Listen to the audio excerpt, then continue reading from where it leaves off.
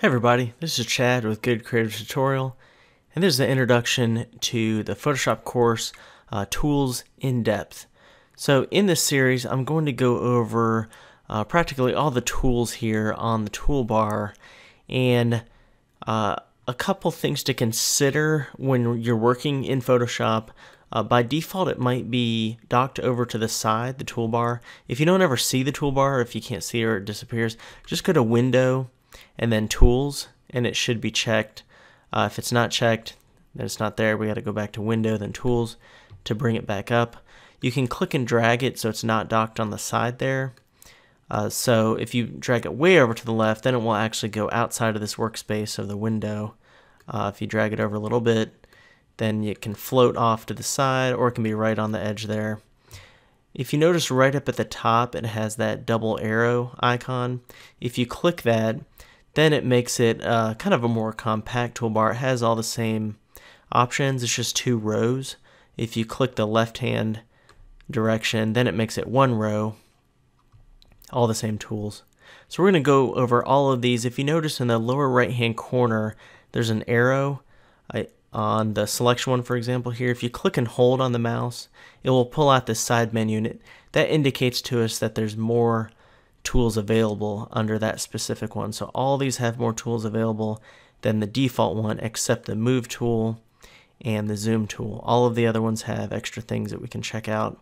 Down at the bottom, you'll notice this is the foreground color, this is the background color. If you click either of those, you can set the foreground color to whichever color we like. If you press X on the keyboard, it will flip those, so that's a pretty fast way to flip those without having to click over there. Let's say you're painting, you just want to flip them. You can also, if you hover over this icon right there, default foreground and background colors, or if you press D on the keyboard, it will set the foreground color to black, background color to white. Right below there, there's Edit and Quick Mask mode.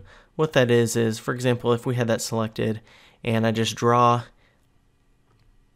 it's making a selection because then I click Edit in Standard mode, and now it's selected everything but that area that we were painting in Quick Mask mode.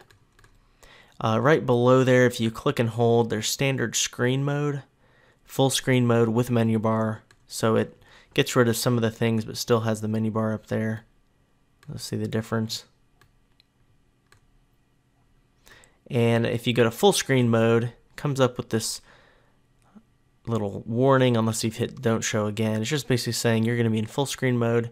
To get back, you can press F or hit escape. So if I hit full screen, now I've got a lot of area to work with. I don't have any of the panels. So basically I have one tool, say I was painting or selecting. Then we can hit escape or press F, and it will bring us back to our standard screen mode. So that's the basics of the toolbar. We're going to be going over every single tool for the most part. I don't cover some of the 3D. There's a handful of 3D, like 3D material eyedropper tool. I have that in a separate course on 3D, working in 3D in Photoshop. So we go over most of the tools on here. Some I've grouped together, some we go over individually. So let's go ahead and get started.